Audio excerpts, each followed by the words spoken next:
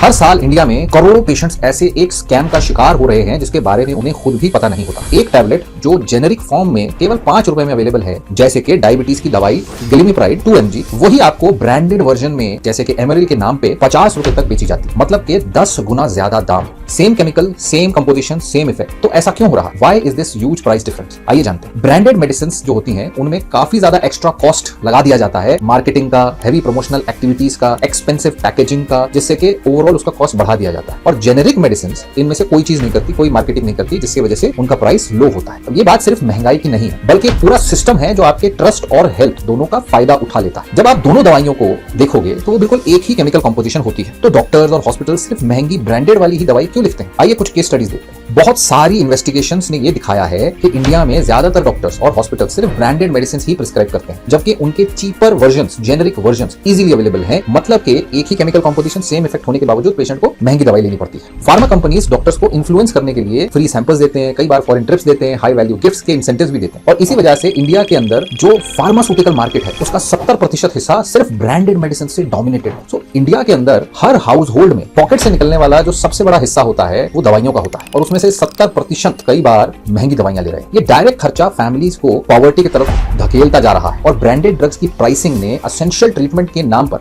आम आदमी के लिए महंगाई को बढ़ा दिया। गवर्नमेंट ने इस बात को रिकॉग्नाइज किया था, इस प्रॉब्लम को, बहुत पहले अर्ली 2000 में ही, और इसी फाइनेंशियल एक्सप्लॉयटेशन को रोकने के लिए और हेल्थ को अफोर्डेबल बनाने के लिए गवर्नमेंट ने कदम भी उठाए थे। नेशनल फार्मास्यूटिकल प्राइसिंग अथॉरिटी ने एसेंशियल मेडिसिन, वैक्सीन और मेडिकल फॉर्मुलेशंस पर कैपिंग लगा दी, जिससे क्या होगा कि हेल्थ केयर और दवाइयां जो है अफोर्डेबल हो जाएगी। इसमें 930 एसेंशियल दवाइयां और उनके फॉर्मुलेशंस, इवन और इंक्लूडिंग इंजेक्शंस पर प्राइस की कैपिंग लगा दी गई। अब ये मेजर्स करे इसलिए गए थे कि एक्सेसिव प्राइसिंग को प्रिवेंट किया जाए और ज्यादा से ज्यादा दवाइयां, एसेंशियल हेल्थ केयर ज्यादा से ज्यादा लोगों तक पहुंचे। और साथ में एक रूल भी बनाया गया था कि doctors are suppose to write generic name of the medicine. ऐसा रूल आया था, बट जो उसका एनफोर्समेंट था वो उतना स्ट्रॉन्ग नहीं था, वो कमजोर था। मोस्टली आज भी ब्रांडेड मेडिसिन ही डॉक्टर लिखते हैं। अब जब प्राइस कैपिंग इंट्रोड्यूस हुई थी, गवर्नमेंट ने एसेंशियल मेडिसिन को अफोर्डेबल बनाने के लिए किया, तो फार्मा कंपनीज ने एक नया तरीका निकाल लिया। उन्होंने क्या किया कि केमिकल कंपोजिशन पे कैपिंग थी, तो उन्होंने केमिकल कंपोजिशन को थोड़ा ट्विक कर दी, एक आध चीज बढ़ा दी, एक आध चीज निकाल ली, और नया ब्रांडेड प्रोडक्ट्स बना दिया जो टेक्निकली अलग दिखता है और वो उन 930 के प्राइस रूल में नहीं आता है, तो इस वजह से महंगे में बेच रहे। तो जुगाड़ कर लिया उन्होंने। तो गवर्नमेंट ने इसका सोल्यूशन क्या निकाला? गवर्नमेंट ने निकाला कि चलो अब हम खुद ही जेनेरिक मेडिसिन बेचेंगे 90% चीपर, सस्ते दामों में।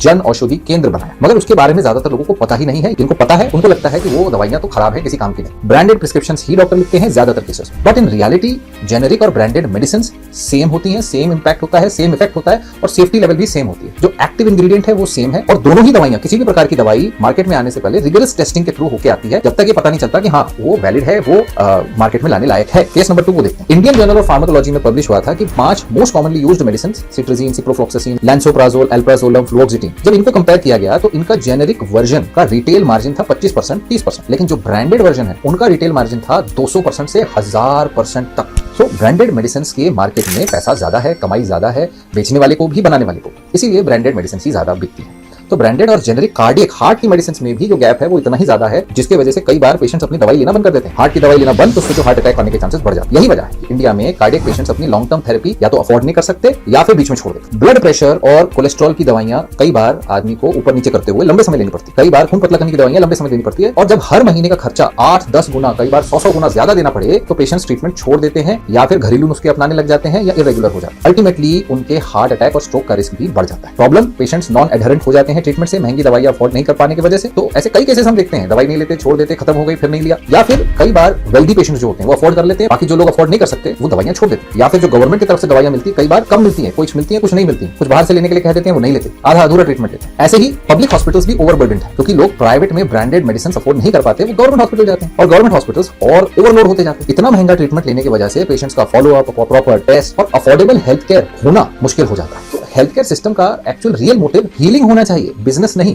तो एक पेशेंट की फाइनेंशियल सेफ्टी का ध्यान रखना भी इंपॉर्टेंट होता है। अगर दवाई का एक केमिकल कंपोजिशन है, सेम दवा है, तो महंगी बनाकर पेशेंट्स पे प्रेशर डालना ईमानदारी नहीं है। मेरे पास हर महीने हजारों पेशेंट्स आते हैं सेकंड ओपिनियन के लिए, अपने ट्रीटमेंट के लिए, और एक चीज जो हमेशा मैं फॉलो करता हूं कि अपने प्रिस्क्रिप्शन में केमिकल नेम, दवाई का केमिकल नेम मैं लिखता हूं, और इसके साथ साथ नीचे एक अलग से हम लाइन भी लिखते हैं कि कोई भी अवेलेबल ब्रांड आप ले सकते हैं इस दवाई का, और जेनेरिक ब्रांड भी आप ले सकते हैं। तो पेशेंट के पास चॉइस होता है कि वो कोई भी अवेलेबल ब्रांड उस दवाई का ले सकता है, अपने हिसाब से, अपने प्रेफरेंस, अपने फाइनेंशियल कैपेसिटी के हिसाब से। इस तरह की 100% ट्रांसपेरेंसी मेंटेन रहती है और रहनी चाहिए। अगर हेल्थ केयर सिस्टम का हर डॉक्टर एक सिंपल स्टेप फॉलो कर ले तो लाखों फैमिलीज की सेविंग्स बच सकती है, ट्रीटमेंट सबके लिए एक्सेसिबल बनाया जा सकता है। देखिए, आपको भी समझना है 5 पॉइंट जिससे कि आपके लिए भी फायदा होगा। सबसे पहले, जेनरिक ऑप्शन के बारे में अपने डॉक्टर से पूछिए कि डॉक्टर साहब इसकी जेनरिक ऑप्शन अवेलेबल है। अक्सर डॉक्टर को जेनरिक लिखनी पड़ती है या रीजन बताना पड़ता है, और क्या आप उसे ले सकते हैं, नहीं ले सकते तो क्यों नहीं ले सकते। और दूसरा, उसका केमिकल सॉल्ट नेम आप चेक करिए, जैसे पैरासिटामोल और सिट्रीजिन। ये ऑनलाइन आपको जन औषधि केंद्र में जेनरिक अल्टरनेटिव आराम से मिल जाएगा। डिजिटल अवेयरनेस का फायदा उठाइए। 1mg, फार्मेजी, नेटमेड्स, इन पर आप दवाइयों की कीमत को